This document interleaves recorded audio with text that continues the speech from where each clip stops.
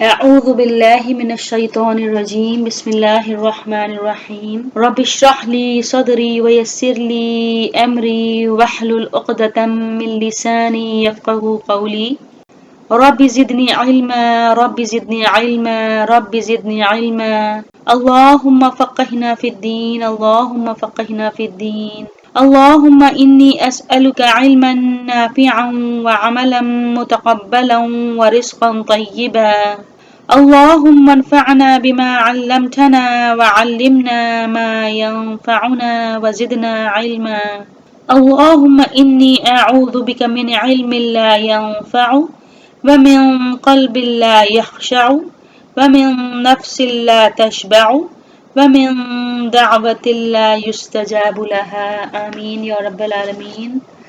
السلام علیکم ورحمۃ اللہ وبرکاتہ۔ میری پیاری بہنوں، کیسی ہیں آپ سب؟ خیریت سے ہیں آپ لوگ؟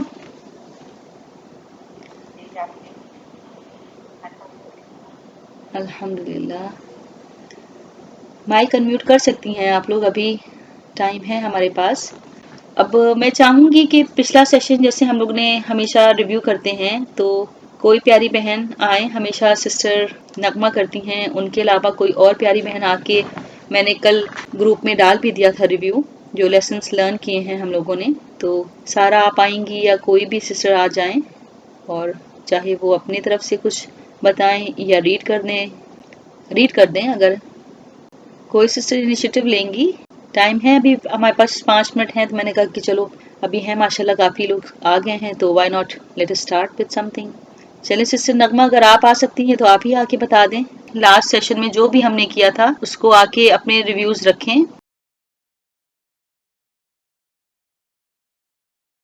السلام علیکم۔ وعلیکم السلام سسٹر نغمہ۔ لاسٹ سیشن میں ہم لوگوں نے سیکھا کہ ہر کام جو انسان کرتا ہے اس میں 2 چیز لازمی ہوتی ہے۔ وہ مقصد کیا ہے جس کے لیے کام کیا جائے، اس کام کی وہ خاص شکل ہو جس مقصد کو حاصل کی جائے، اور کھانا کھانے کے 4 اسٹیپ ایکسپلین کیے گئے تھے۔ ہم لوگوں نے اچھی طرح سے اس کو کمپلیٹ کر لیا ہے، سمجھ لیا۔ جو بھوک اور پیاسا رہنا اصلی عبادت نہیں ہے، بلکہ عبادت کی ایک صورت ہے۔ اس مقصد کو پورا کرنے کا یہ ہے کہ ہمارے اندر اللہ و تعالی کی محبت اور اللہ کی خوف پیدا ہو۔ ہم کو یہ چیک پوائنٹ کرنا ہے کہ ہمارے اندر فاسٹنگ کا صورت کو ہر پرہیزگاری سے اور اپنے اوپر جیسے لازمی کرنی چاہیے کہ ہم اچھی طرح سے اللہ کی عبادت کر سکیں، اور عبادت کرنا اچھی طرح سے، اور اس کے اوپر ہر چیز کو سیکھنا، اچھی طرح سے پڑھنا، تو ہمیں وہ سب کو بھی اس میں اپنے اس میں لانا ہے، اور ہمیں ایسا بننا ہے کہ اگر نیکسٹ ایئر رمضان آئے تو اس کے لیے ہم لوگ پوری طرح سے اپنی تیاری کر سکیں، اور رمضان میں اچھی طرح سے اور بھی ایسا کوشش کریں کہ اس رمضان ہمارے لیے اور بھی اور معلومات ہو۔ جزاک اللہ خیرن کثیرہ۔ پیاری نغمہ بہن، آپ نے بہت اچھے سے رکھا۔ اور بھی کوئی بولنا چاہ رہا ہے، آنا چاہ رہا ہے؟ السلام علیکم ورحمۃ اللہ وبرکاتہ۔ وعلیکم السلام ورحمۃ اللہ وبرکاتہ۔ خدیجہ جی، آپ کیسی ہیں؟ الحمدللہ میں ٹھیک ہوں، آپ خیریت سے ہیں؟ جی الحمدللہ میں بھی ٹھیک ہوں۔ جو پوائنٹس آپ نے گروپ میں لکھے تھے میں انہیں کو ہی ریپیٹ کرنا چاہوں گی۔ دا مین تھنگ جو کہ ہم نے پڑھی تھی لاسٹ سیشن میں، وہ تھی اباؤٹ روزہ، کہ ہم روزے کو خالی ہمیں بھوکا پیاسا رہنا نہیں اس کو کہنا چاہیے، وہ ایک طریقے کی عبادت ہے۔ خالی ہم بھوکے ہیں، پیاسے ہیں، that is not called as روزہ۔ اور اس میں ہمیں جو ہے عبادت بھی کرنی چاہیے اللہ سبحانہ و تعالیٰ کی۔ ایکچولی مین پوائنٹ وہ ہے روزے کا، خالی بھوکا پیاسا رہنا نہیں ہے۔ جزاک اللہ خیر خدیجہ، بہت اچھا پوائنٹ آپ سب نے رکھا کہ مین مقصد جو ہوتا ہے روزے کا، ہم کو اپنے آپ کو امپروو کرنا ہے، اس میں نا سیلف امپروومنٹ، نروس پہ کنٹرول کرنا ہے، اپنی خواہشات کنٹرول کرنا ہے، یہ ساری چیزیں امپورٹنٹ ہیں۔ کیونکہ بھوکا پیاسا تو ایک جس کے پاس کھانا نہیں ہوتا ہے وہ بھی بھوکا پیاسا سارا دن رہتا ہے۔ تو اللہ تعالیٰ یہ کہتے ہیں کہ آپ کو ان 30 ڈیز میں ایک ٹریننگ ملتی ہے جو آپ کو ٹرین ایسا کرتی ہے کہ پھر آپ اس مسلسل ٹریننگ کو اٹین کرنے کے بعد آپ تھرو آؤٹ دا ایئر جو آپ کے 11 منتھس گزرتے ہیں اسی کے حساب سے آپ کو رہنا ہے. صرف بھوکا پیاسا رہ کے آپ کو نہیں گزارنا ہے دن. آپ کو جھوٹ سے، آپ کو نفرتوں سے، آپ کو ادھر ادھر کی بات کرنے سے، آپ کو گاسپس ہوتی ہیں ان سب چیزوں سے پرہیز کرنا ہے. اور وہ اس ٹائم ہم کو حفاظت کرواتا ہے ہمارے روزے کی. تو جب ہم اس پیریڈ میں کر سکتے ہیں تو why not throw out the air. تو یہ چیزیں ہم کو دیکھنی ہیں کہ جو اللہ تعالیٰ نے ایک منتھ ٹریننگ کا دیا ہے اور اس کو ہم سے اللہ تعالیٰ ایکسپیکٹ کرتے ہیں کہ آگے بھی ہم لے کے چلیں گے تبھی ہم مومن بنیں گے، تب سچے مسلمان بنیں گے، تب ہم فرما بردار بندے بنیں گے. تو پرہیزگار اور تقوی تبھی ہم اٹین کر سکیں گے. تو وہ ٹریننگ جیسے کہ ہر وقت ہر جگہ، چاہے فوج میں ہو، چاہے وہ ہم گھر میں ایگزامس کی ہے، ہم ٹریننگ کرتے ہیں نا. جب ہم ٹریننگ کرتے ہیں تبھی ہم اچیومنٹ پا سکتے ہیں، تبھی ہم سکسیسفل ہو سکتے ہیں. تو جنت ایک جو اللہ تعالیٰ نے رزلٹ ہمارے لیے رکھا ہے اس کے لیے ہم کو ٹریننگ کی ضرورت ہے اور اس ٹریننگ کو پریکٹس کی ضرورت ہے. So every thing needs practice. The more you practice, the better it comes out. The results are much, much better. And if you don't practice, nothing you can attain, nothing you can achieve. تو مین مقصد ہمارا ہے حاصل کرنا انشاءاللہ جنت الفردوس. ہم سب کا ایک مین ایم ہے آگے اللہ سبحانہ و تعالیٰ کا دیدار. ہمارے جتنے لوگ اس دنیا سے چلے گئے ہیں ان سے ملاقات، اور اللہ تعالیٰ ان سب کے لیے ہم صدقہ جاریہ بنے. تو یہ ساری چیزیں جو ابھی ہم شروع سے پڑھتے چلے آ رہے ہیں اسٹیپ بائی اسٹیپ، وہ کیسے ہوں گی؟ کیا بیٹھے بیٹھے ہو جائیں گی؟ نہیں. اللہ تعالیٰ نے ہر چیز بتا دی. شروعات ہم نے کری تھی نماز سے، پھر ہم نے روزوں سے کری. اب ہم زکوٰۃ کے بارے میں آج پڑھیں گے کہ دیٹ از ویری امپورٹنٹ. صرف ہم یہ سوچ لیں کہ ہم نے نماز پڑھ لی، ہم نے روزے رکھ لیے، نہیں. آگے کے جو 5 پلرز اللہ تعالیٰ نے بنائے ہیں، each and every pillar is important. پہلا کلمہ تو ہم نے پڑھ لیا، شہادہ پڑھ لی، لیکن اس شہادے کی ڈسکرپشن ہم بہت ڈیٹیل میں پڑھ چکے ہیں. what does that mean? just saying from your tongue لا الہ الا اللہ محمد رسول اللہ؟ no, that is not the end. کہ آپ نے پڑھ لیا اور اس کے بعد آپ ہر چیز جو غیر مسلم کر رہے ہیں وہ آپ کرتے رہیں. do you think کہ وہ کلمہ آپ کا ایکسیپٹیبل ہے اللہ کی آئیز میں؟ no, that is not. تو اس کلمے کی قبولیت کے لیے باقی جو 4 پلرز اللہ تعالیٰ نے بنائے ہیں they are important. تو الحمدللہ 2 پلرز ہم نے بہت اچھے سے کمپلیٹ کر لیا تھا. آج ہم آ جاتے ہیں اپنے 3rd پلر پہ انشاءاللہ، یعنی کہ زکوٰۃ کی اہمیت. what is the importance of zakat? yes Sara, you can add a line for sure. آجو بیٹا. السلام علیکم ورحمۃ اللہ وبرکاتہ. وعلیکم السلام ورحمۃ اللہ وبرکاتہ. جی سو پریویس سیشن کا ان ایڈیشن ٹو وٹ نغمہ sister and you have summarised sister Khadija, Ramzan is all about controlling our nafs. If we think of human life in summary, so ہم بڑے ہوتے ہیں، پھر ہم کام پہ جاتے ہیں، پھر ہم بوڑھے ہوتے ہیں، اور یہ سب کچھ ریلیٹڈ ہے پیٹ سے. لائک ہم کام بھی کرتے ہیں so that we can eat enough, اور جب ہمارے پاس پیسے نہیں رہتے سب سے پہلے یہی چیز افیکٹ کرتی ہے. ہم کھا نہیں پا رہے، ہماری ہیلتھ، ہماری مینٹل ہیلتھ، ہماری سوچنے کی طاقت ختم ہو جاتی ہے، ہم پرفارم نہیں کر پاتے ہیں، بیماریاں ہو جاتی ہیں، اور پھر ہم ختم ہو جاتے ہیں. اسی لیے رمضان کا جو پورا کانسیپٹ ہے وہ فاسٹنگ سے آیا ہے. And it is not just fasting, because جب ہم پیٹ کی بات کرتے ہیں تو پیٹ کے لیے انسان ہر چیز غلط صحیح کرنے کو تیار ہو سکتا ہے. یہاں پہ ان کا رول آتا ہے جب وہ حلال کمائی پہ دھیان نہ دے کر کے وہ حرام کمائی پہ جانے لگتے ہیں، وہ کیا کھا رہے ہیں اس پہ دھیان نہیں دیتے ہیں.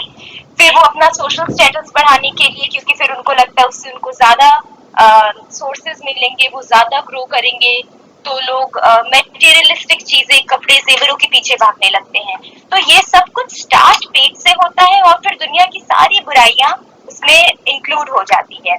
So Ramzan is all about our nafs, and every time we think of Ramzan, we should think individually that what is the thing which is something that we are not able to control. For a lot of people it is food, for a lot of people it can be wasting time on social media, or it can be just scrolling Myntra or other websites for online shopping, maybe gossiping. So whatever is the thing which stops them from achieving or going to a path which leads us to Jannah, we have to control that. So our nafs and everything starts from stomach, and once we control that, everything else comes into the picture. And once we master master that, we can achieve a good outcomes of Ramzan. And after that, we have to make sure that we continue practicing it. क्योंकि जैसे researches भी कहती हैं कि 21 दिन लगते हैं एक आदत को बनाने में, और we are very blessed. अगर 21 दिन का ही रमजान होता तो तब हम क्या करते जब हमारे पीरियड स्टार्ट है या हम बीमार हैं या हम ट्रैवल कर रहे हैं, तो ये सम अप होकर के 80. It's not written anything what I'm saying, it's my own idea or thinking कि मैं लॉजिकली सोच रही हूँ कि 30 डेज का कॉन्सेप्ट कहाँ फिट इन होता है. तो अगर रिसर्चेस ये कह रही हैं कि 21 दिन लगते हैं एक हैबिट को डेवलप करने पे, then why not we add few more extra days so that we are very sure that whatever we are doing we are master in this. तो उसके बाद going back to the same thing will be nothing but a stupidity that we often do, we all do, and this is something that we have to control. जज़ाकल्लाह खैरन कसीरा।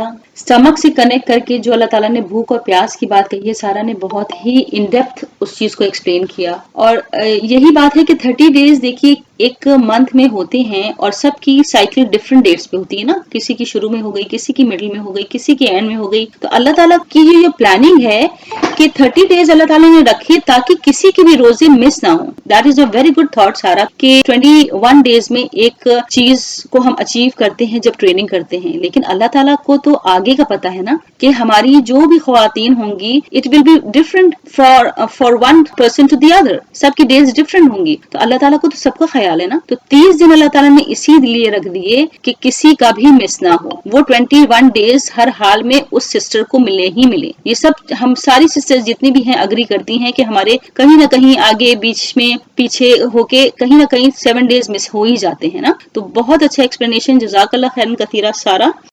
अल्लाह पाक हम सबको इसी तरह गौर फिक्र, अल्लाह ताला ने कुरान में यही कहा है कि गौर फिक्र करो। ये नहीं कि किसी ने बता दिया बस हम लकीर के फकीर होके बस उसी चीज को हम फॉलो करते रहे। हमको अल्लाह ताला ने अक्ल दी है, हमको इसका इस्तेमाल करना है, हम सबको करना है। एक चीज के अंदर से, एक आया के अंदर से कितने पॉइंट्स निकल सकते हैं हमारे लेसन्स के लिए। We all have to dive in and take it out.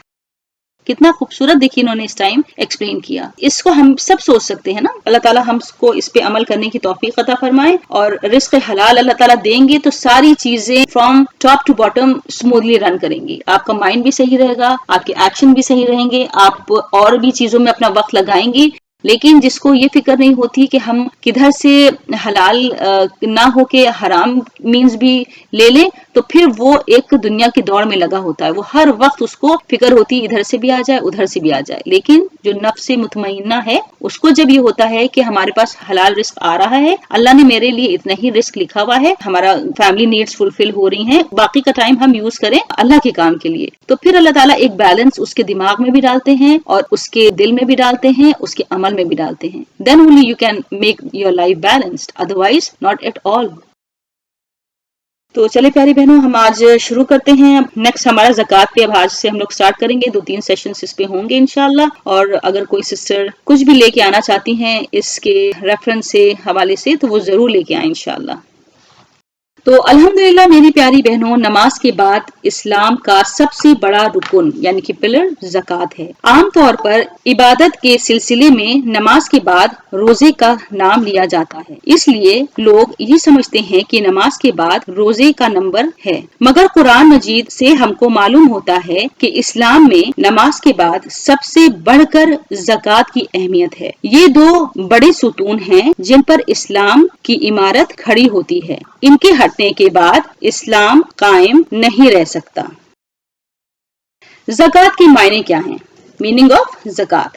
ज़कात के मायने हैं पाक और सफाई के। अपने माल में से एक हिस्सा हाजतमंदों और मिस्कीनों के लिए निकालने को ज़कात इसलिए कहा गया है कि इस तरह आदमी का माल और उस माल के साथ खुद आदमी का नफ्स भी पाक हो जाता है। जो शख्स अल्लाह की बख्शी हुई दौलत में से अल्लाह के बंदों का हक नहीं निकालता, इसका माल नापाक है और माल के साथ इसका नफ्स भी नापाक है, क्योंकि उसके नफ्स में एहसान फरामोशी भरी हुई है। उसका दिल इतना तंग है जितना खुद गर्ज है, इतना ज़रपरस्त है कि जिस खुदा ने इसको हकीकी जरूरियात से ज्यादा दौलत देकर उस पर एहसान किया, उसके एहसान की हक अदा करते हुए भी उसका दिल दुखता है।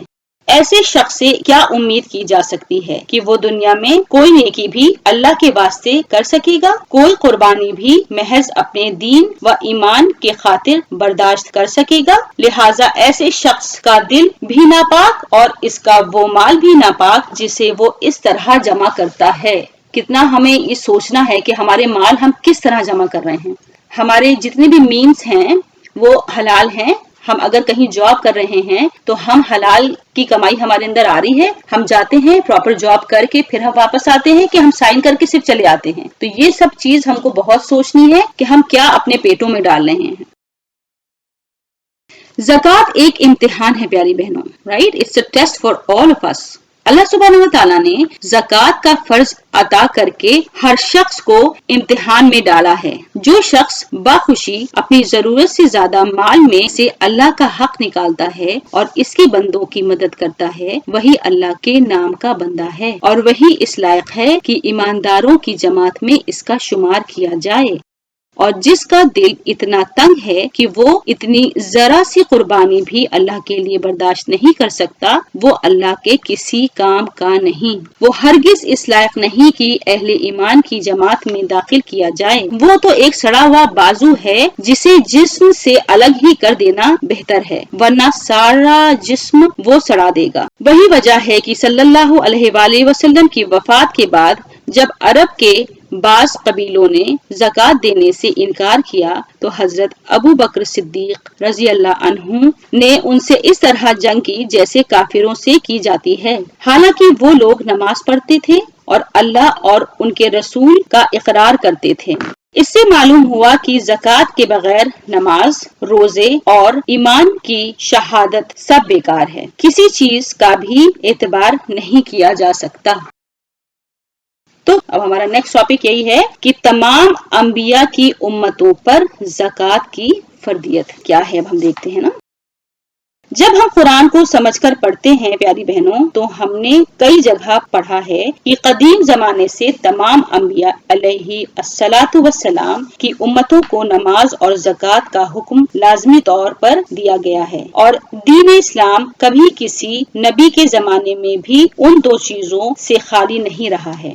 حضرت ابراہیم علیہ السلام اور ان کی نسل کے انبیاء کاس کر فرمانے کے بعد ارشاد ہوتا ہے، ہم نے ان کو انسانوں کا پیشوا بنایا، وہ ہمارے حکم کے مطابق لوگوں کی رہنمائی کرتے تھے، ہم نے وحی کے ذریعے سے ان کو نیک کام کرنے اور نماز پڑھنے اور زکوٰۃ دینے کی تعلیم دی اور وہ ہمارے عبادت گزار تھے۔ سورہ انبیاء آیہ نمبر 73۔ سیدنا اسماعیل علیہ السلام کے مطابق ارشاد ہے سورہ مریم آیہ نمبر 55 میں، وہ اپنے لوگوں کو نماز اور زکوٰۃ کا حکم دیتے تھے اور اللہ کے نزدیک برگزیدہ یعنی کہ چوزن ونس تھے۔ حضرت موسیٰ علیہ السلام نے اپنی قوم کے لیے دعا کی، اے اللہ ہمیں اس دنیا کی بھلائی بھی عطا کر اور آخرت کی بھلائی بھی۔ آپ کو معلوم ہے کہ اس کے جواب میں اللہ سبحانہ و تعالیٰ نے کیا فرمایا؟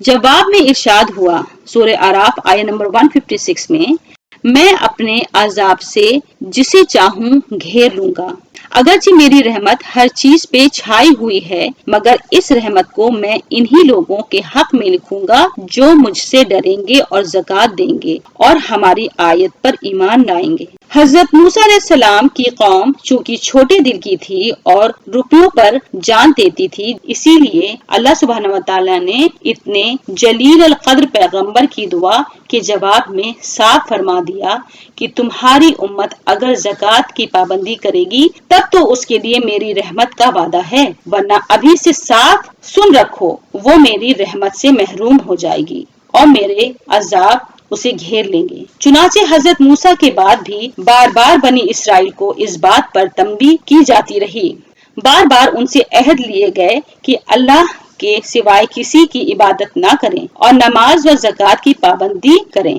سورہ بقرہ آیہ نمبر 10 میں ہم اس کو دیکھ سکتے ہیں۔ یہاں تک کہ آخر میں صاف نوٹس دے دیا گیا سورہ مائدہ کی آیہ نمبر 12 میں اللہ سبحانہ تعالیٰ نے فرمایا، اے بنی اسرائیل میں تمہارے ساتھ ہوں، اگر تم نماز پڑھتے اور زکوٰۃ دیتے رہو اور میرے رسول پر ایمان لاؤ اور جو رسول آئے ہیں ان کی مدد کرو اور اللہ کو قرض حسنہ دو तो मैं तुम्हारी बुराइयां तुमसे दूर कर दूंगा। रसूल सल्लल्लाहु अलैहि वसल्लम से पहले आखिरी नबी हजरत ईसा अलैहिस्सलाम थे, सो उनको भी अल्लाह सुब्हानहू व तआला ने नमाज और ज़कात का साथ साथ हुक्म दिया, जैसे कि सूरह मरियम आया नंबर 31 में है। अल्लाह सुब्हानहू व तआला ने मुझे बरका दी जहाँ भी मैं हूँ और मुझे हिदायत फरमाई कि नमाज पढ़ूं और ज़कात देता रहूं जब तक जिंदा हूँ। इससे मालूम हो गया कि दीन इस्लाम इब्तिदा से हर नबी के जमाने में नमाज और ज़कात के उन डूबते सुतूनों पर कायम हुआ है और कभी ऐसा नहीं हुआ कि अल्लाह पर ईमान रखने वाली किसी उम्मत को भी इन दो फर्दों से माफ किया गया हो। अल्लाह अकबर। तो प्यारी बहनों, हम कहाँ खड़े हैं? हमें खुद देखना है ना कि हम अपनी ज़कात टाइम से और जितना अमाउंट है उससे ज्यादा निकालने की कोशिश करते हैं कि नहीं करते हैं। उम्मत मुस्लिमा पर ज़कात की फर्दियत। तो अब हम आगे ये देखते हैं प्यारी बहनों कि सल्लल्लाहु अलैहि वसल्लम की शरीयत में ये दोनों फर्द किस तरह साथ साथ लगे हुए हैं। कुरान मजीद खोलते ही सबसे पहले जिन आयतों पर हमारी नजर पड़ती है वो क्या है? सूरह बकरा की आया नंबर 3, अल्लज़ीना युमिनूना बिल गैबि व युकीमूना अस्सलाता व मिम्मा रज़क़नाहुम युनफिकून। ये कुरान अल्लाह की किताब है, इसमें कोई शक नहीं। ये परहेजगारों को दुनिया में जिंदगी का सीधा रास्ता बताती है और परहेजगार वो लोग हैं जो गैब पर ईमान लाते हैं और नमाज पढ़ते हैं और जो रिस्क हमने उनको दिया है उनमें से अल्लाह की राह में खर्च करते हैं। फिर फरमाया सूरह बकरा की आयत नंबर 5 में, उलाइका अला हुदम मिर रब्बिहिम व उलाइका हुमुल मुफलिहून। ऐसे ही लोग अपने परवरदिगार की तरफ से हिदायत याफ्ता हैं और फलाह ऐसे ही लोगों के लिए है, यानी जिनमें ईमान नहीं और जो नमाज और ज़कात के पाबंद नहीं, वो ना हिदायत पर हैं और ना उन्हें फलाह नसीब हो सकती है। इसके बाद इस सूरह बकरा को पढ़ते जाएं। चंद सफ़ों के बाद फिर हुक्म होता है आयत नंबर 43 में कि नमाज की पाबंदी करो, ज़कात दो और रुकू करने वालों के साथ रुकू करो, यानी जमात के साथ नमाज पढ़ो।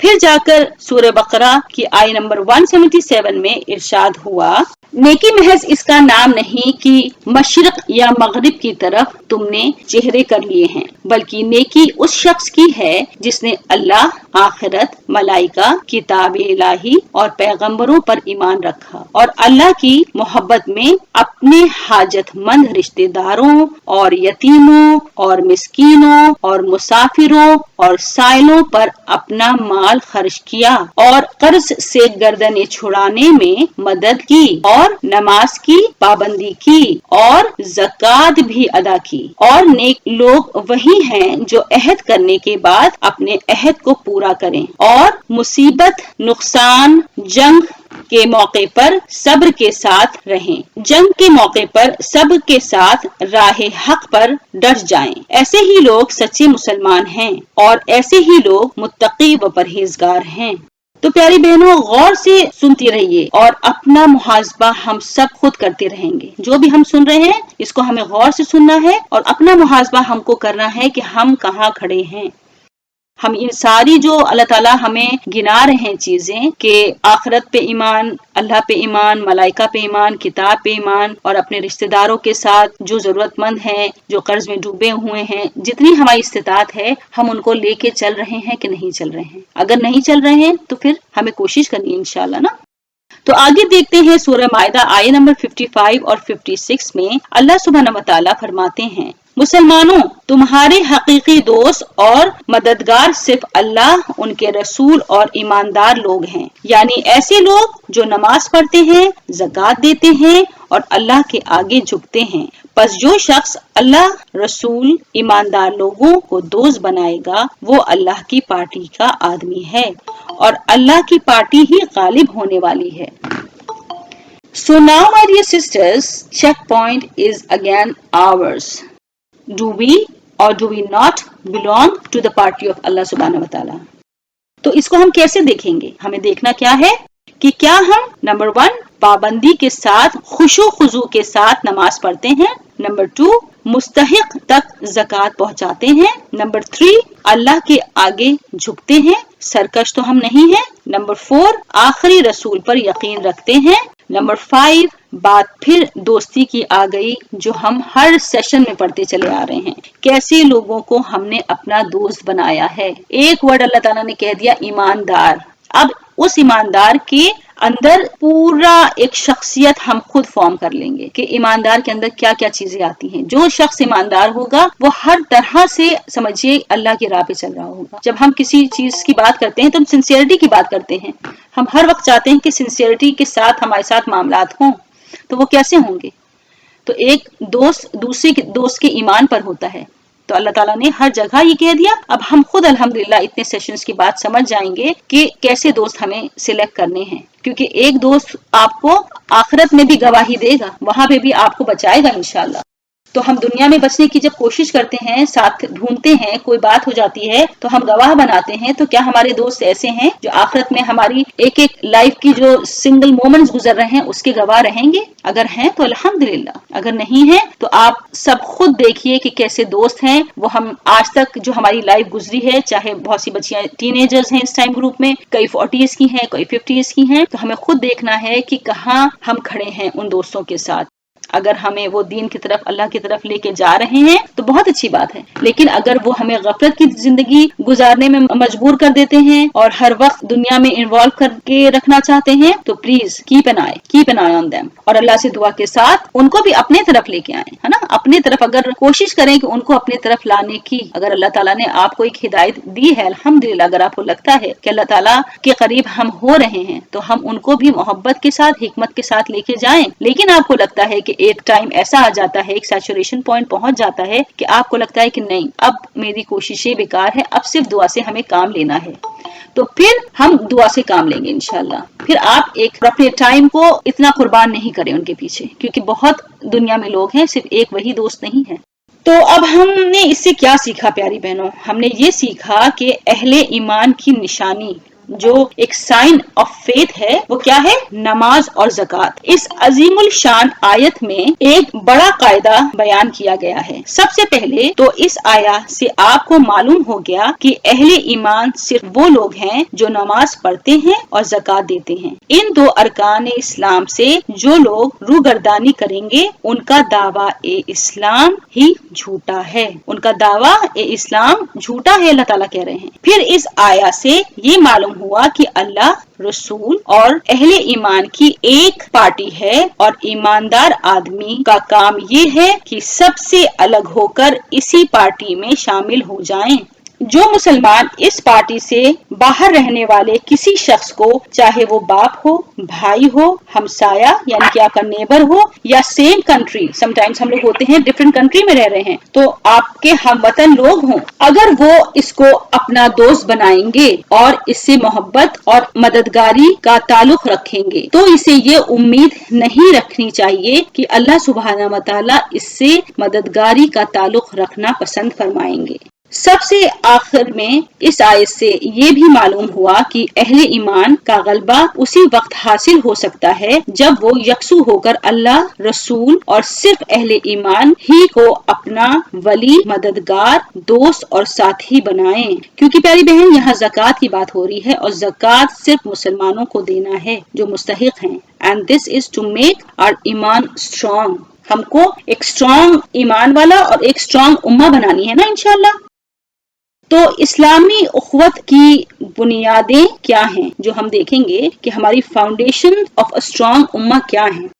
अब हम देखते हैं कि सूरह तौबा में अल्लाह सुब्हानहू व तआला ने मुसलमानों को कुफ्फार व मुशरिकों से जंग का हुक्म दिया है और मुसलसल कई रुकू तक जंग ही के मुतालिक हर आयत दी है। इस सिलसिले में इरशाद होता है सूरह तौबा आयत नंबर 11 में, फिर अगर वो कुफ्र व शिर्क से तौबा करें, ईमान ले आएं और नमाज पढ़ें और ज़कात दें तो वो तुम्हारे दीनी भाई बहन हैं। यहाँ पे तो दीनी भाई कहा गया है, लेकिन मैं बहन, क्योंकि हमारी सिस्टर्स इस टाइम है तो मैं दीनी बहन भी कह रही हूँ। यानी महज कुफ्फार व शिर्क से तौबा करना और ईमान का इकरार कर लेना काफी नहीं है। इस बात का सबूत भी जरूरी है कि वो वाकई कुफ्र व शिर्क से तैब यानी कि प्योर हो गए हैं اور حقیقت میں ایمان لائے ہیں، اور وہ صرف اس طرح مل سکتے ہیں کہ وہ نماز کی پابندی کریں اور زکوٰۃ دیں۔ لہٰذا اگر وہ اپنے اس عمل سے اپنے ایمان کا ثبوت دے دیں تب تو تمہارے دینی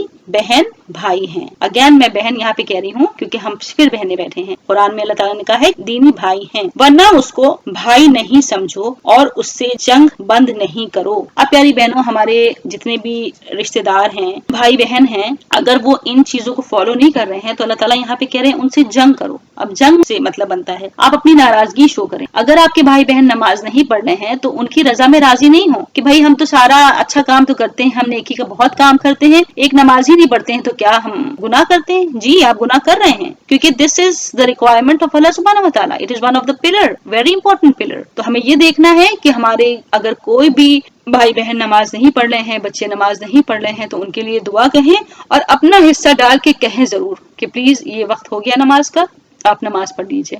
پولائٹلی کہیں، حکمت سے کہیں، آپ اپنا کام کرتی رہیے، ایک نہ ایک دن اللہ تعالیٰ ہدایت ضرور دیں گے انشاءاللہ۔ تو یہاں پہ جنگ کا مطلب یہی ہے کہ ہم کو اپنا حصہ ڈالنا ہے، چاہے ناراضگی شو کر کے، چاہے جس طرح سے بھی کریں، لیکن ہر وقت اس چیز کو اگری مت کریں کہ کوئی بات نہیں، میرا بچہ اگر دنیا کا ہر کام کر رہا ہے، اس کا اخلاق بہت اچھا ہے، سب کچھ اچھا ہے، ایک نمازی تو نہیں پڑھ رہا ہے۔ نو، دیکھ لیجیے اللہ تعالیٰ کی آیتیں کیا بیان کر رہی ہیں ہم کو، جو لوگ نماز نہیں پڑھتے ان کے لیے۔ اور چاہے وہ فرض نماز پڑھ لیں نا، آپ پوری نماز کے لیے پیچھے مت کھڑی ہوئیے کہ تم نماز پڑھو، میں دیکھ رہی ہوں پوری نماز پڑھنا ہے تم کو، نہیں، فرض سے شروع کریں۔ ایٹ لیسٹ وہ فرض جب پڑھیں گے تو پھر انشاءاللہ دھیرے دھیرے ان کا دل نرم پڑے گا۔ پھر آگے چل کر اسی سورہ میں اللہ سبحانہ وتعالیٰ نے آیت نمبر 71 میں فرمایا، مومن مرد اور مومن عورتیں ایک دوسرے کے ولی اور مددگار ہیں، اور ان مومن عورتوں کی صفات یہ ہے کہ وہ نیکی کا حکم دیتی ہیں، بدی سے روکتی ہیں، نماز قائم کرتی ہیں، زکوٰۃ دیتی ہیں اور اللہ اور رسول کی اطاعت کرتی ہیں، ایسے ہی لوگ پر اللہ رحم کریں گے۔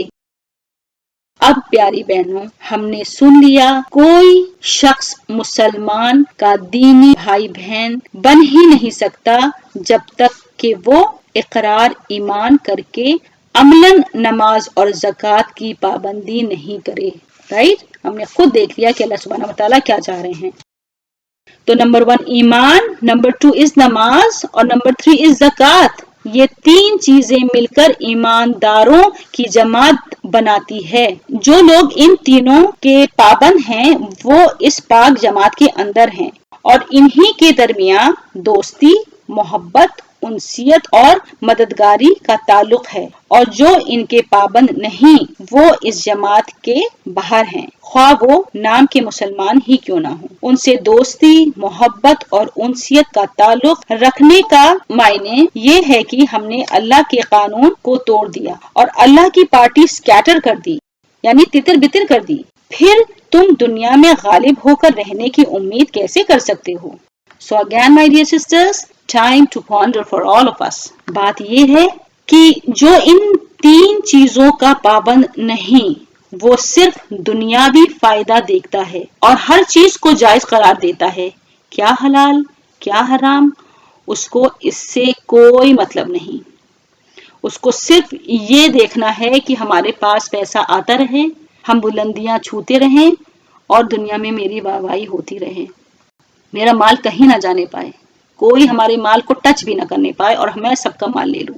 تو پیاری بہنوں، we have to be very careful کہ ہماری دوستی کن سے ہے۔ دوستی کے ریکوائرمنٹس یہاں پہ اللہ تعالیٰ نے بتا دیے ہیں ہم کو۔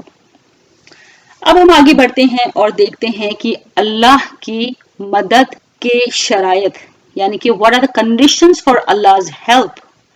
سورہ حج آیت نمبر 40 اور 41 میں ارشاد ہوتا ہے کہ اللہ ضرور ان کی مدد کریں گے جو ان کی مدد کرے گا، اور اللہ سبحانہ وتعالیٰ زبردست قوت والے ہیں اور سب پر غالب ہیں۔ یہ وہ لوگ ہیں جن کو اگر ہم زمین میں حکومت بخشیں تو یہ نماز قائم کریں گے، زکوٰۃ دیں گے، نیکی کا حکم دیں گے اور بدی سے روکیں گے، اور سب چیزوں کا انجام اللہ کے ہاتھ میں ہے۔ اس آیت میں مسلمانوں کو بھی وہی نوٹس دیا گیا ہے جو نبی اسرائیل کو دیا گیا تھا۔ ابھی ہم نے سنا کہ اللہ سبحانہ وتعالیٰ نے بنی اسرائیل کو کیا نوٹس دیا تھا، ان سے صاف فرما دیا تھا کہ میں اسی وقت تک تمہارے ساتھ ہوں جب تک تم نماز پڑھتے اور زکوٰۃ دیتے رہو گے اور میرے نبیوں کے مشن میں ان کا ساتھ دو گے، یعنی میرے قانون کو دنیا میں جاری کرنے کی کوشش کرتے رہو گے۔ جو نہیں تم نے اس کام کو کیا پھر میں اپنا ہاتھ تمہاری مدد سے کھینچ لوں گا۔ ٹھیک یہی بات اللہ سبحانہ وتعالیٰ نے مسلمانوں سے بھی فرمائی ہے۔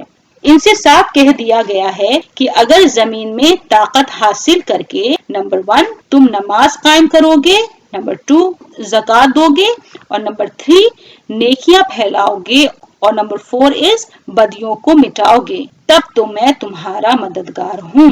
اللہ تعالیٰ کہتے ہیں اور جس کا میں مددگار ہوں اسے کون دبا سکتا ہے، لیکن اگر تم زکوٰۃ سے منہ پھیرو اور زمین میں حکومت حاصل کر کے نیکیوں کے بجائے برائی پھیلائی اور برائی کے بجائے نیکیوں کو مٹانا شروع کیا اور میرے کلمہ بلند کرنے کے بجائے اپنا کلمہ بلند کرنے لگے اور خراج یعنی ٹریبیوٹ وصول کر کے اپنے لیے زمین پر جنتیں بنانے ہی کو وراثتی ارضی کا مقصود سمجھ لیا، تو سن رکھو کہ میری مدد تمہارے ساتھ نہیں ہوگی، پھر شیاطین ہی تمہارے مددگار رہ جائیں گے۔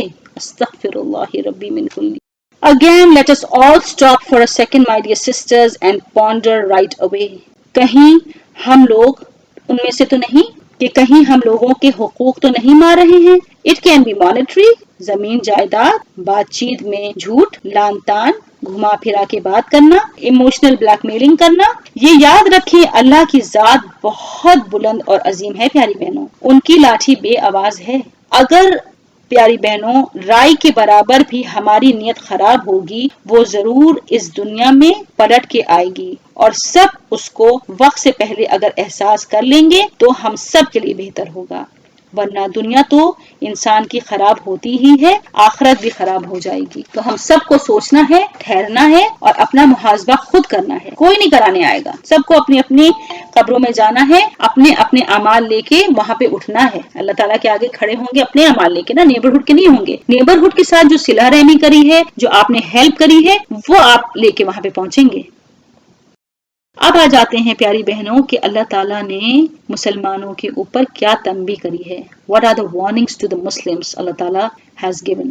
اللہ اکبر، کتنا بڑا عبرت کا مقام ہے۔ نماز کے بجائے برے کام اور زکوٰۃ کے بجائے سود کا معلوم طریقہ اختیار کر کے انہوں نے خود بھی اللہ کی لعنت اپنے اوپر مسلط کر لی اور اب اس لعنت کو لیے ہوئے طاعون کی طرح دنیا بھر میں اسے پھیلاتے پھر رہے ہیں، اور مسلمانوں نے اس کی کچھ پرواہ نہ کر کے نماز اور زکوٰۃ سے غفلت کی اور اللہ کی بخشی ہوئی طاقت کو نیکیاں پھیلانے اور بدیوں کو مٹانے میں استعمال کرنا چھوڑ دیا۔ اس کا نتیجہ ہم سب خود دیکھ لیں کہ حکومت کے تخت سے اتار کر پھینک دیے گئے، دنیا بھر میں ظالموں کا تخت مشق بنتے چلے جا رہے ہیں اور روح زمین پر ہر جگہ ذلیل اور خوار ہو رہے ہیں۔ نماز اور زکوٰۃ کو چھوڑنے کا انجام بد تو دیکھ چکے ہیں، اب ان میں ایک جماعت ایسی بھی پیدا ہو گئی ہے جو مسلمانوں کو بے حیائی،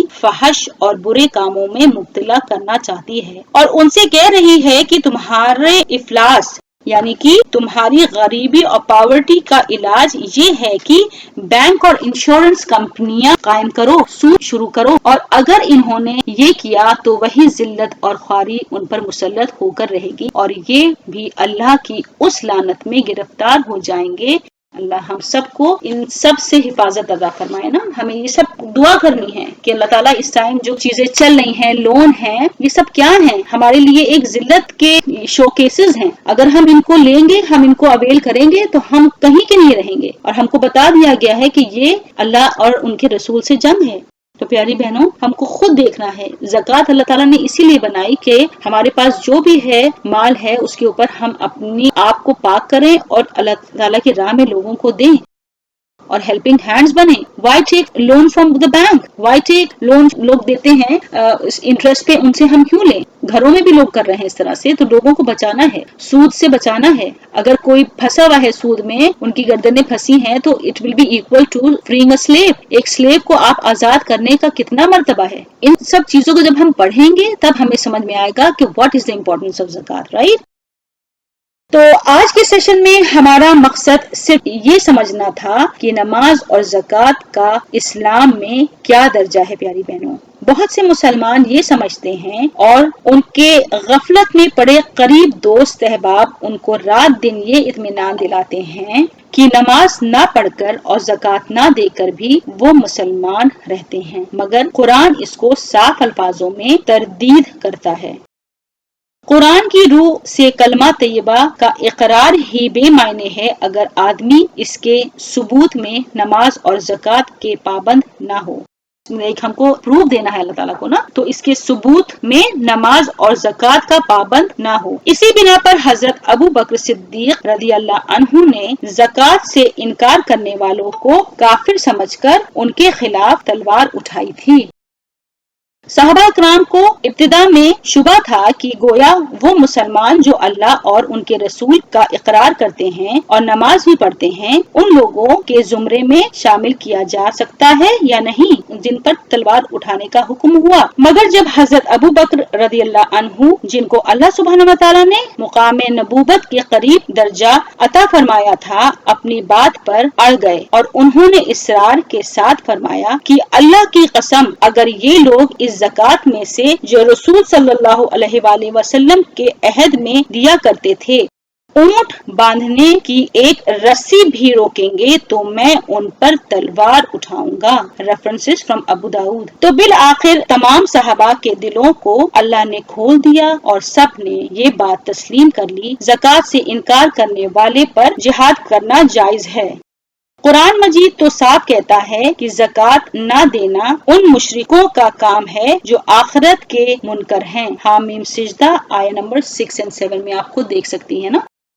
سو مائی ڈیئر سسٹرز, الحمدللہ ہم نے آج زکوٰۃ کا تھوڑا سا دیکھا, اور انشاءاللہ نیکسٹ سیشن میں ہم یہ سمجھیں گے کہ زکوٰۃ کیا چیز ہے, کتنی بڑی طاقت اللہ نے اس چیز میں بھر دی ہے, اور آج جس رحمت خدا بندی کو مسلمان ایک معمولی چیز سمجھ رہے ہیں وہ حقیقت میں کتنی بڑی برکتیں رکھتی ہے.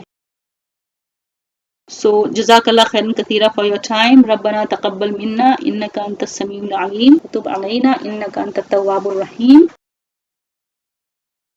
اب پیاری بہن سارا کچھ آپ لوگ کو اپنا انٹروڈکشن کروانا چاہیں گی, کیونکہ نیکسٹ سیشن میں وہ کچھ رمضان سے ریلیٹڈ کریں گی کچھ سیشن. تو سارا آپ آ جائے. پھر قمر ناز خالہ بھی ہیں, انہوں نے بھی کہا تھا, مجھے میسج کیا تھا کہ she has a lesson plan for you guys. تو پھر جزاک اللہ خیر ویا کی غزالہ. تو بس اس لیے سارا you can unmute and come.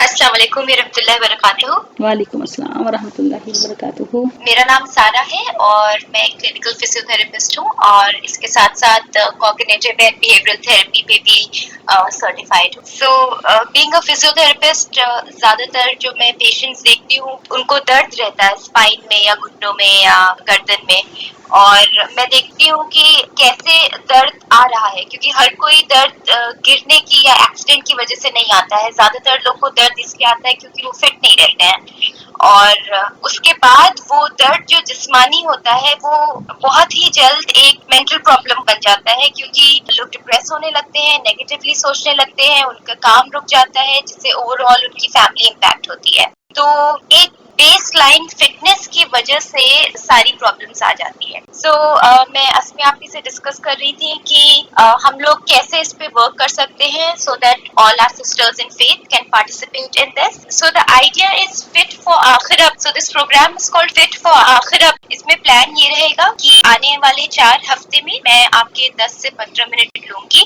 اور اس میں آپ کو ایک چھوٹا سا ٹاسک دوں گی جس میں آپ کو خود بھی صرف 10 سے 15 منٹ دینا ہوگا ہر روز. کوئی سامان نہیں چاہیے آپ کو, انٹرنیٹ نہیں چاہیے آپ کو, اکوپمنٹ نہیں چاہیے, پین پیپر کچھ بھی نہیں چاہیے آپ کو.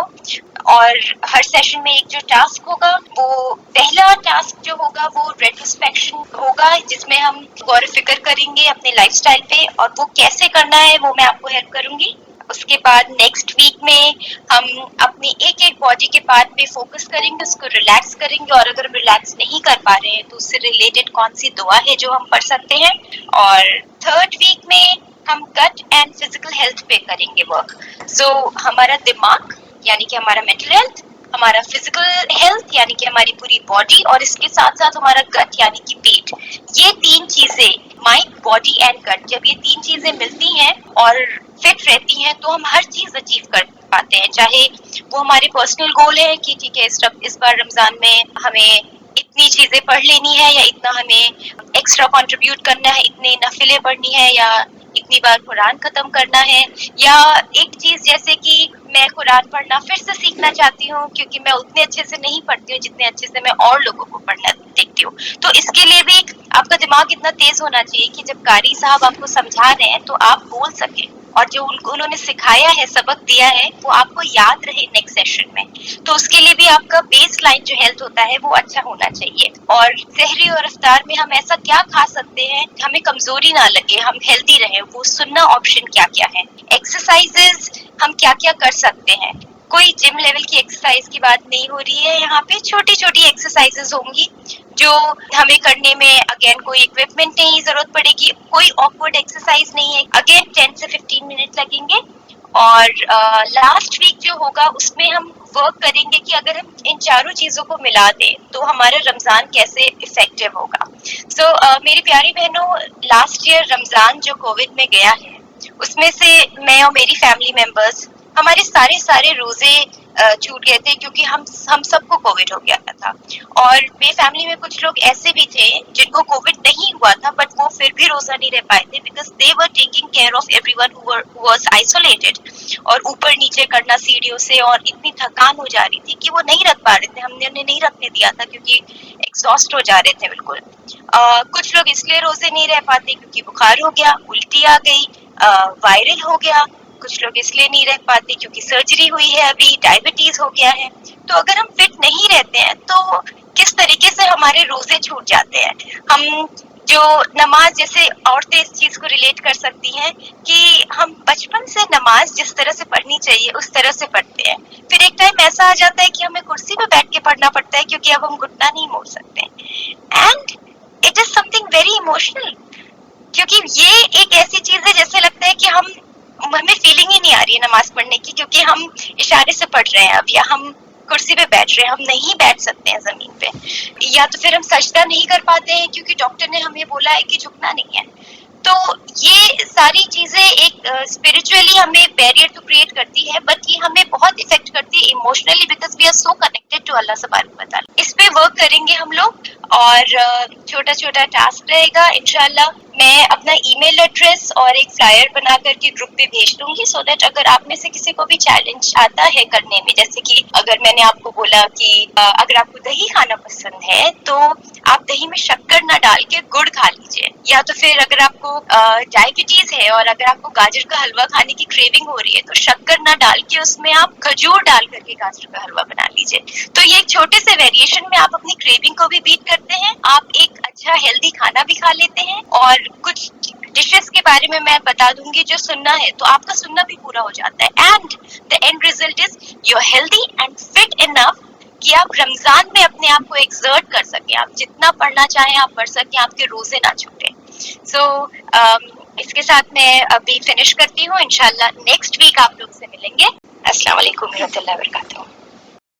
वालेकुम अस्सलाम व रहमतुल्लाहि व बरकातहू।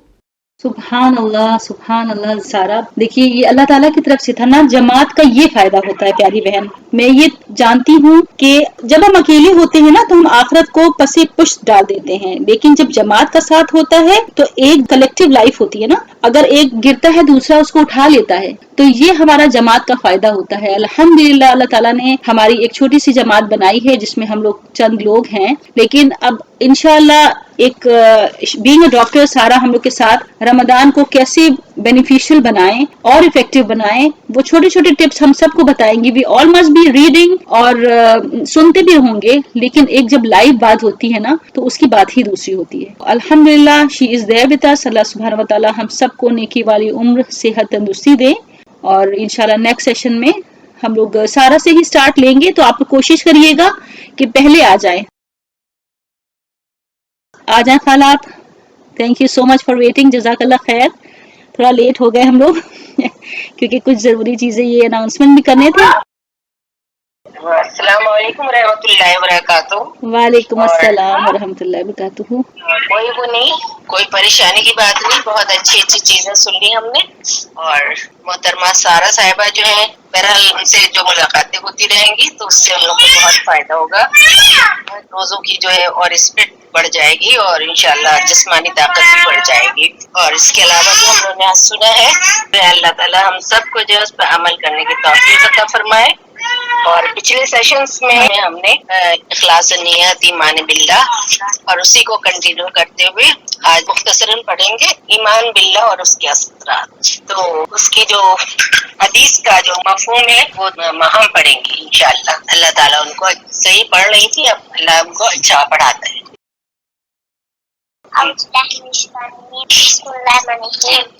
معاذ بن جبل رضي الله عنه قال كنت ردف النبي صلى الله عليه وسلم ليس بيني وبينه إلا مخرة الرحل فقال يا معاذ بن جبل فقلت لبيك يا رسول الله وصادقا ثم سار ساعة ثم قال يا معاذ بن جبل قلت لبيك يا رسول الله صادقكم ثم سار ساعة ثم قال يا معاذ بن جبل قلت لبيك يا رسول الله وصادقا قال هل تدري ما حق الله عز وجل على عباده قال قلت الله ورسوله أعلم قال فإن حق الله على العباد أن يعبدوا ولا يشركوا به شيئا ثم سار ساعة ثم قال لمعاذ بن جبل قلت لبيك يا رسول الله وصديق هل تدري ما حق عبادي على الله إذا فعلوا ذلك قلت الله ورسوله أعلم قال ألا تعذبه. हमने बुखारी मुस्लिम की हदीस है जिसमें कि हजरत मुआज बिन जबल कहते हैं कि एक सफर में नबी करीम सल्लल्लाहु अलैहि वसल्लम के पीछे सवारी पर बैठा हुआ था, पर मेरे और आपके दरमियान कजावे का सिर्फ पिछला हिस्सा हायल था. आपने फरमाया है मुआज बिन जबल. मैंने कहा हुजूर गुलाम हाजिर है, फरमाइए. आपने सुकूत इख्तियार फरमाया. फिर कुछ दूर चलने के बाद पुकारा है मुआज बिन जबल. मैंने वही लफ्ज दोहराए जो पहली बार कहे थे, यानी हुजूर में हाजिर. लेकिन आपने कुछ नहीं कहा. फिर कुछ दूर चलने के बाद आप सल्लल्लाहु अलैहि वसल्लम ने पुकारा है मुआज बिन जबल. मैंने अर्ज किया हुजूर गुलाम हाजिर है, इरशाद फरमाइए. तब आप सल्लल्लाहु अलैहि वसल्लम ने फरमाया तुम जानते हो अल्लाह का हक बंदों पर क्या है? मैंने अर्ज किया अल्लाह ताला और उसके रसूल ही बेहतर इल्म रखते हैं. आप सल्लल्लाहु अलैहि वसल्लम ने फरमाया अल्लाह का हक बंदों पर यह है कि वो उसी की बंदगी करें. किसकी? अल्लाह की. और बंदगी में किसी गैर को जरा सा भी साजी न बनाए. यही कलमा तौहीद ला इलाहा इल्लल्लाह मुहम्मद रसूलुल्लाह. तो फिर आप सल्लल्लाहु अलैहि वसल्लम ने हम बंदों के लिए क्या है अल्लाह का, हमारे ऊपर क्या है? अल्लाह के सिलसिले में किसी को भी शरीक न करें. वही सारे कामों का बनाने वाला है, वही पैदा करने वाला है, वही रोजी देने वाला है, वही हमारे हालात को बेहतर करने वाला है. इसलिए हम अल्लाह से मांगे क्योंकि अल्लाह ही हमारा खालिक व मालिक है. फिर आप सल्लल्लाहु अलैहि वसल्लम ने थोड़ी दूर चलने के बाद फरमाया है मुआज, मैंने कहा इरशाद हो. ये गुलाम आप सल्लल्लाहु अलैहि वसल्लम की बात गौर से सुनेगा और वफादार है ना, आपकी अताअत भी करेगा. आप सल्लल्लाहु अलैहि वसल्लम ने फरमाया क्या तुम जानते हो कि बंदों का अल्लाह ताला पर क्या हक है? पहले तो कि अल्लाह का बंदों पर क्या हक है, तो बंदे क्या माने कि अल्लाह एक है. अल्लाह हमारा माबूद है, हमारा पैदा करने वाला है, हमारा खालिक है और हमारा राज़िक है. और दुनिया में जो कुछ भी हमारे साथ होगा वो सिर्फ अल्लाह की रजा के साथ होगा. تو اللہ کی بندگی کرنے والے بندوں کا کیا حق ہے اللہ تعالیٰ؟ تو میں نے کہا اللہ تعالیٰ اور رسول پاک صلی اللہ علیہ وسلم ہی خوب واقف ہے۔ آپ صلی اللہ علیہ وسلم نے فرمایا اللہ کی بندگی کرنے والوں کا، بندوں کا اللہ پر یہ حق ہے کہ وہ انہیں عذاب اللہ رحیم و کریم ہے، رحمان ہے۔ تو اللہ تعالیٰ جو ہے، ہم تو بندے گناہ گار ہیں، بات بات پر ہم سے گناہ ہو جاتے ہیں، لیکن جب ہم اللہ کو ایک مانتے ہیں، اللہ کے ساتھ کسی طریقے کا شرک نہیں کرتے، اس کا کوئی شریک نہیں کرتے، تو پھر کیا ہوگا؟ انشاءاللہ ہم جب توبہ کریں گے، ہم جب اللہ تعالیٰ سے اپنے گناہوں کی معافی چاہیں گے، تو وہ رحمان الرحیم ہمارے گناہوں کو معاف فرما دے گا، اور وہ اللہ کا جو بندوں کا اللہ پر حق ہے کہ وہ انہیں عذاب نہ دے، انشاءاللہ ہمارا حق اللہ تعالیٰ سے ضرور ملے گا۔ اب اس کی تشریح اس طرح سے بیان کی گئی ہے کہ حضرت معاذ بن جبل رضی اللہ عنہ کے بیان کا خلاصہ یہ ہے کہ میں آپ صلی اللہ علیہ وسلم کے بالکل قریب بیٹھا ہوا تھا۔ معاذ بن جبل کہاں بیٹھے تھے؟ رسول اللہ کے بہت قریب بیٹھے تھے، سننے سنانے میں کوئی دقت نہ تھی، آپ صلی اللہ علیہ وسلم کے ارشاد کو بڑی آسانی سے سن سکتے تھے، لیکن جو بات آپ صلی اللہ علیہ وسلم فرمانا چاہتے تھے بڑی اہم تھی، اس لیے آپ نے 2 بار پکارا اور کچھ ارشاد نہیں فرمایا، اور تیسری بار میں آپ نے بتایا اور پوچھا، سوال پوچھا تو انہوں نے کہا کہ نہیں، اللہ اور اس کے رسول ہی جانتے ہیں جو سوال مجھ سے پوچھا ہے، اس سے بہتر جواب ہم تو نہیں جانتے۔ تو حضور صلی اللہ علیہ وسلم کے ارشاد پاک سے توحید کی اہمیت معلوم ہوئی۔ اہم سوال تھا جس کا جواب آپ معاذ بن جبل سے پوچھنا چاہ رہے تھے، وہ یہ تھا کہ اللہ کا بندوں پر کیا حق ہے۔ تو حق کیا تھا؟ اللہ کا حق بندوں پر یہ ہے کہ وہ اس کی بندگی کریں اور بندگی میں کسی غیر کو ذرا سا بھی ساجی نہ بنائیں۔ تو بات یہ معلوم ہوئی کہ توحید کی اہمیت ہماری زندگی میں کیا ہے کہ یہ جہنم کے عذاب سے بچانے والی ہے۔ جو چیز خدا کے عذاب سے بچانے والی ہو اور جنت کا حقدار بنانے والی ہو، اس سے زیادہ قیمتی چیز بندے کی نگاہ میں اور کیا ہوگا؟ کیا چیز ہے وہ؟ توحید ہے کہ اللہ کو ایک مانے، اسی کی بندگی کریں، اسی کی عبادت کریں، اور اس کی بندگی میں، اس کی غلامی میں کسی غیر کو ذرا سا بھی ساجی نہ بنائے۔ تو انشاءاللہ اللہ تعالیٰ ہم کو اس کے بدلے میں کیا دیں گے؟ ہمارا حق دیں گے، اور ہمارا حق کیا ہے کہ اللہ ہمیں انشاءاللہ عذاب نہیں دے گا، وہ رحیم ہے، رحمان ہے۔ اور سورہ فاتحہ میں ہم بار بار پڑھتے ہیں الحمدللہ رب العالمین الرحمن الرحیم۔ تو خالی اللہ تعالیٰ نے نہیں کہا، وہ ریئلی رحمان ہے، رحیم ہے، بات بات میں ہم سب پر رحمت کرتا ہی رہتا ہے۔ ہم چاہے جتنے بھی نافرما بردار یا کبھی کبھی جو ہے شیطان کے اور نفس کے کہنے میں آ کر ہم بگڑ جاتے ہیں، بھٹک جاتے ہیں، تو اللہ تعالیٰ ایسے میں جب معافی بھی مانگتے ہیں اللہ سے تو اللہ معاف کر دیتا ہے، اور اپنی رحمت سے ہم سب کو جو ہے اس قابل بنا دیتا ہے کہ ہم اللہ سے راضی اور اللہ سے راضی والی کیفیت میں آ جائیں۔ اب ایمان باللہ کا مفہوم، بندوں کا اور اللہ کا کیا کیا حق ہے ایک دوسرے پر، تو یہ اس کے اثرات تھے۔ اب دوسری چیز یہ ہے کہ ایمان باللہ جو ہم نے بھی پڑھا ہے کہ اللہ پر ایمان لائیں، تو اس کا حقیقت میں کیا مطلب ہے؟ تو قالا اتدرون مال الایمان باللہ وحدہ، قالوا اللہ ورسولہ اعلم، قال شہادۃ ان لا الہ الا وان محمد رسول اللہ واقام الصلاۃ وایتاء الزکاۃ وصیام رمضان، مشکات شریف کی یہ حدیث ہے۔ تو حضور صلی اللہ علیہ وسلم نے ایک قبیلہ عبد القیس ہے، ان کے نمائندے سے پوچھا کہ جانتے ہو اللہ واحد پر ایمان لانے کا کیا مطلب ہے؟ انہوں نے کہا اللہ اور اس کا رسول صلی اللہ علیہ وسلم ہی بہتر علم رکھتے ہیں۔ آپ صلی اللہ علیہ وسلم نے فرمایا یہ ایمان ہے کہ آدمی اس حقیقت کی گواہی دے کہ اللہ کے سوا کوئی معبود نہیں اور محمد صلی اللہ علیہ وسلم اللہ کے رسول ہیں، اور اس کے علاوہ یہ تو ایمان کا پہلا حصہ۔ اس کے بعد کیا کرے؟ نماز ٹھیک طریقے پر ادا کرے، اور جیسا کہ ابھی یاسمین نے بہت مفصل طریقے سے بتایا، اور زکوٰۃ دے اور رمضان کے روزے رکھے۔ یہ ہے ایمان باللہ کا مفہوم کہ نماز قائم کرے، اللہ پر ایمان لائے، اور محمد صلی اللہ علیہ وسلم کا رسول اللہ جانے، اور زکوٰۃ دے، اور رمضان کے روزے رکھے۔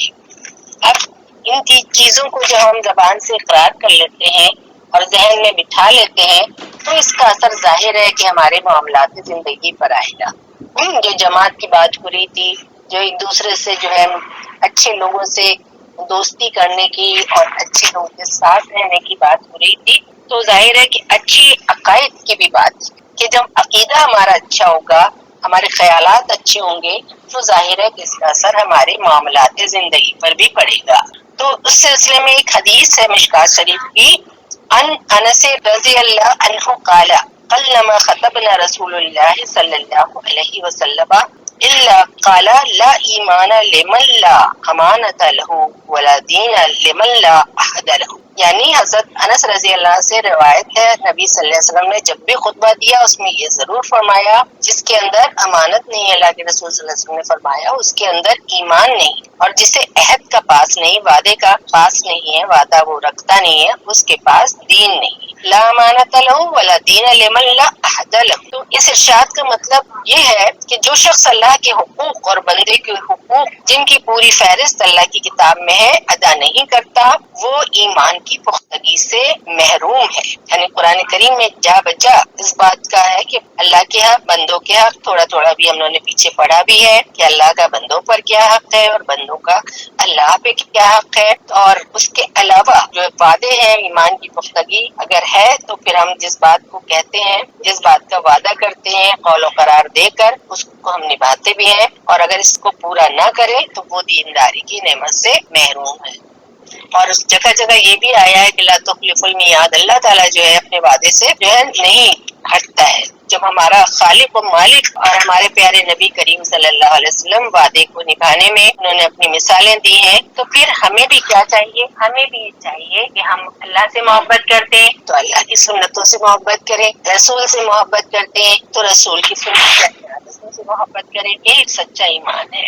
اور کیا کریں کہ تمام حقوق کی ادائیگی میں امین ہوتا ہے، جس کے دل میں ایمان کی جڑیں مضبوطی سے جمی ہوتی ہیں وہ تمام حقوق کی ادائیگی میں مضبوط ہوتا ہے۔ یعنی اولاد کا ماں باپ پہ کیا ہے، ماں باپ کا اولاد پہ کیا ہے، پڑوسی کا پڑوسی سے کیا حق ہے، بچوں کا کیا ہے، تو وہ کیا کرتا ہے، اگر وہ سب نبھاتا ہے تو وہ امین ہے، اور اگر کسی وعدے کے کسی حق کے نبھانے میں پیچھے رہ جاتا ہے کسی وجہ سے، مسئلہ دنیا کی ہو کوئی بھی ہو، تو وہ سب کو نہیں باتا ہے تو کسی حق کی ادائیگی میں وہ خیانت نہیں کرتا ہے۔ اس طرح وہ آدمی جس کے اندر دینداری ہوگی وہ عہد کو مرتے دم تک نبھائے گا۔ یاد رہے کہ سب سے بڑا حق اللہ کا ہے، اس کے رسول کا ہے، رسول اللہ صلی اللہ علیہ وسلم کا پر بڑا حق ہے، کیونکہ ہم لوگوں کو پیارے نبی صلی اللہ علیہ وسلم جس وقت آپ دنیا سے تشریف لے جا رہے تھے تو سوائے اپنی امت کے اور آپ کو کوئی خیال نہیں تھا۔ آپ صلی اللہ علیہ وسلم بار بار یا امتی فرما رہے تھے، تو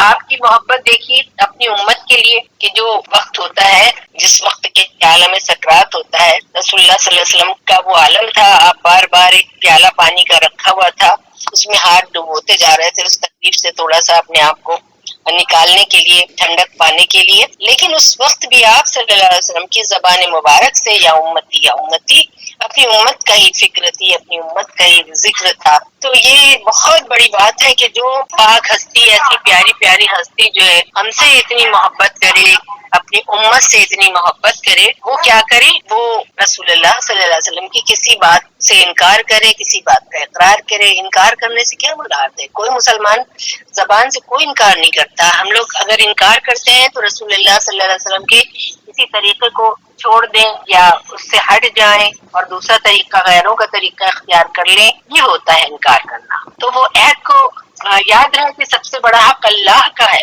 اس کے رسول اللہ صلی اللہ علیہ وسلم کا ہے، اس کے بھیجی ہوئی کتاب کا ہے، قرآن کریم کا ہے، اور سب سے بڑا عہد وہ ہے جو آدمی اپنے خدا سے اور اس کے بھیجے ہوئے نبی اور نبی کے لائے ہوئے دین سے کرتا ہے۔ تو سمجھ لیجئے کہ کتنی بڑی ذمہ داری۔ ہم قرآن کریم پڑھیں، اللہ تعالیٰ ہمیں توفیق عطا فرمائے، پھر اس کو سمجھیں، اللہ ہمیں توفیق عطا فرمائے، ہمارے اندر شوق پیدا کرے، اور اس کے بعد ہم اس پر عمل کریں۔ تو یہ قرآن کا حق ہے ہم سب پر جو قرآن کے اب امین ہوں۔ اللہ کے رسول صلی اللہ علیہ وسلم نے بھیج دیا ہے، پیارے رسول اللہ صلی اللہ علیہ وسلم نے بڑی بڑی تکلیفیں اٹھائی ہیں، وہی کو جو ہے برداشت کیا ہے، وہی کا بوجھ جو کہ 70 اونٹوں سے زیادہ کا ہوا کرتا تھا جب وہی نازل ہوتی تھی، تو آپ صلی اللہ علیہ وسلم پر بہت تکلیف ہوتی تھی۔ کم از کم اس تکلیف کا احساس کر لیں کہ یہ قرآن بہت آسانی سے دنیا میں نہیں آیا۔ ہمارے پیارے نبی جن کی محبت کا ہر وقت دم بھرتے رہتے ہیں، ان پر کتنی تکلیف ہوئی ہے، اور اس کتاب کو کھول کر دیکھیں،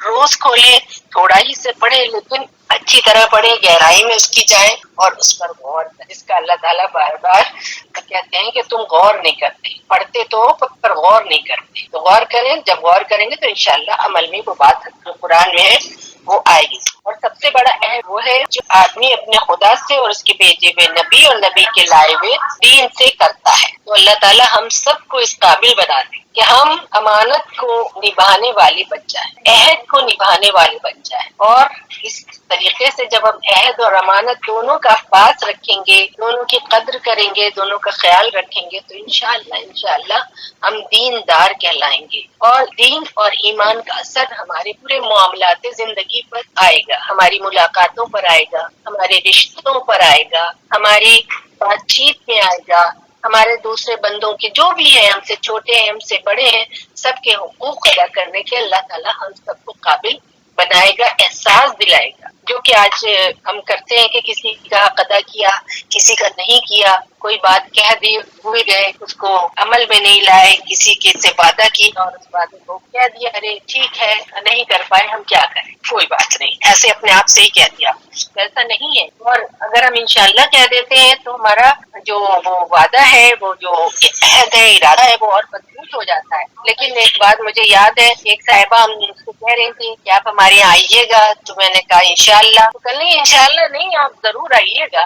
تو مجھے بہت ہنسی ہے اس بات پر، ہم لوگ انشاءاللہ کو بھی بہت سرسری طور پر لے لیتے ہیں۔ انشاءاللہ کا مطلب ہوتا ہے اللہ کی مرضی ہوئی تو، اللہ کی رضا ہوئی تو ہم ضرور اس کام کو کر سکیں گے۔ تو جب ہم اپنے ایمان کو پختہ کرتے ہیں، سچا کرتے ہیں، تو اللہ تعالیٰ اس ایمان پر ہم کو اچھی طریقے سے قائم رکھتا ہے، ہمارا ایمان مضبوط کرتا ہے، تو ہماری زندگی میں وہ ایمان دکھنے لگتا ہے، اس کا اثر دکھنے لگتا ہے، اور اللہ تعالیٰ اس ایمان کو، ہمارے آس پاس کے لوگ بھی جو ہے اس ایمان سے متاثر ہوتے ہیں۔ اور یہ اچھی بات ہے کہ ہمارے اندر اگر کوئی چیز دوسرے کے پاس جاتی ہے، کوئی ایسا جاتا ہے، تو اللہ تعالیٰ اس کی تاثیر اور بڑھا دیتے ہیں اور وہ چیز اچھائی پھیلتی ہے۔ اب اس کے بعد جو ہے وہ ایک اور ہے ایمان کا اثر اخلاق پر، ہمارے اخلاق پر ایمان کا کیا اثر ہوتا ہے۔ تو اس کے لیے بھی عن عمرو بن ابسطہ قال قلت یا رسول اللہ مال الایمان قال الصبر والصباحت۔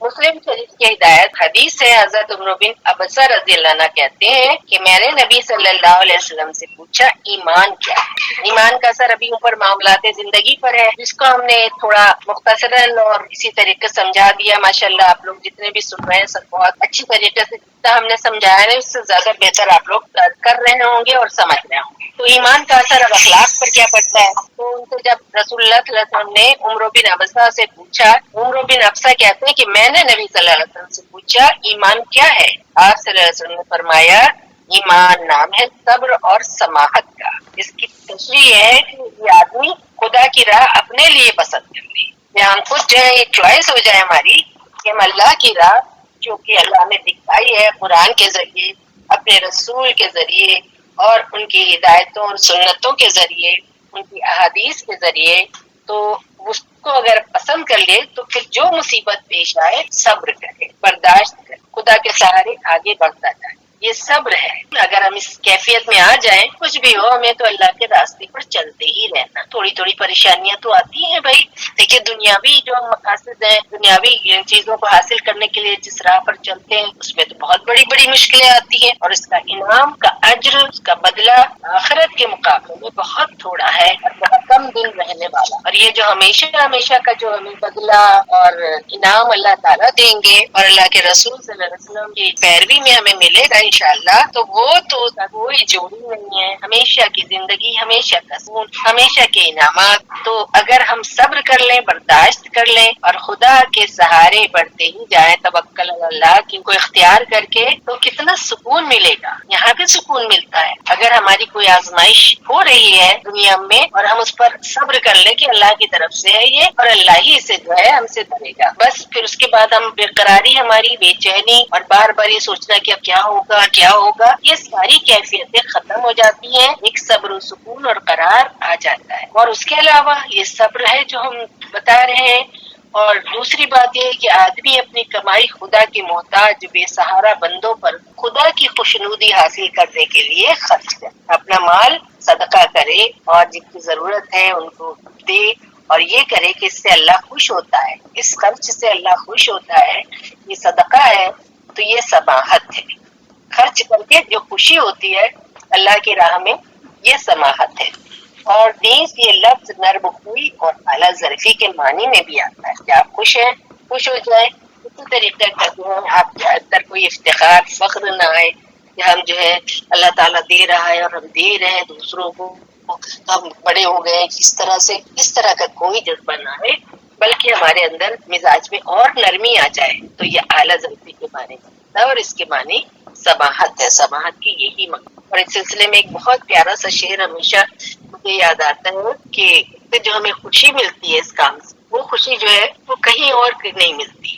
جب اس طرح کے کام آپ کریں تو دوسروں کے مصیبت میں کام آ جائے، کسی کی پریشانی آپ کے ذریعے جو ہے اللہ تعالیٰ دور کروا دے، تو یہ بہت ہی پیاری خوشی ہوتی ہے جو بہت دیر تک آپ کو بالکل ہلکا پھلکا تر و تازہ رکھتی ہے. اور اس شعر میں بھی کچھ اسی طریقے کا ہے کہ کسی چمن کسی وادی کسی محل میں نہیں، وہ گل جو دل میں مہکتا ہے نیک کام کے بعد.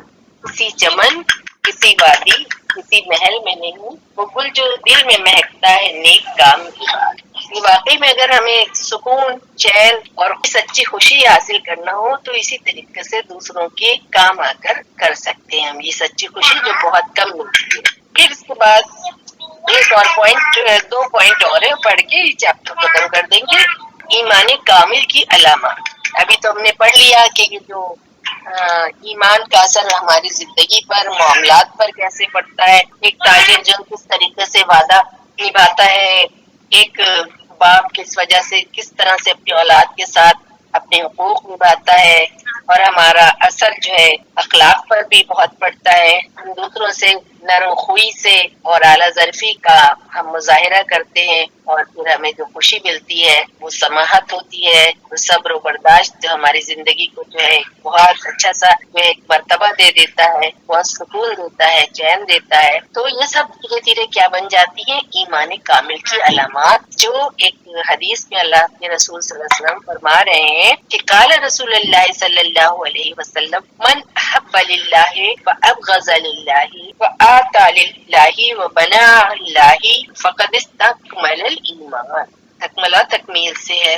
حضور پاک صلی اللہ علیہ وسلم نے ارشاد فرمایا جس نے اللہ کے لیے دوستی کی اور اللہ کے لیے دشمنی کی، اللہ کے لیے دیا اور اللہ ہی کے لیے روک رکھا، اس نے اپنے ایمان کو مکمل کیا. یعنی کام تو ہم سب یہی کرتے ہیں نا دنیا میں، لیکن ہم نے کیا چیز جوڑی کہ ہم جو کریں گے وہ صرف اللہ کی رضا کی. جیسے پچھلے میں پڑھا تھا کہ شہرت کے لیے، واہواہی کے لیے جب آدمی بڑے بڑے کام کر لیتا ہے تو وہ کیا ہوتا ہے؟ اللہ کیا اس کا اجر سب ختم ہو جاتا ہے. اور وہ کامل ایمان کی علامت تو کہیں سے بھی نہیں ہوتا. جس نے اللہ کے لیے دوستی کی، تو وہ ابھی جو بات ہو رہی تھی کہ ہماری دوستی کس سے ہو؟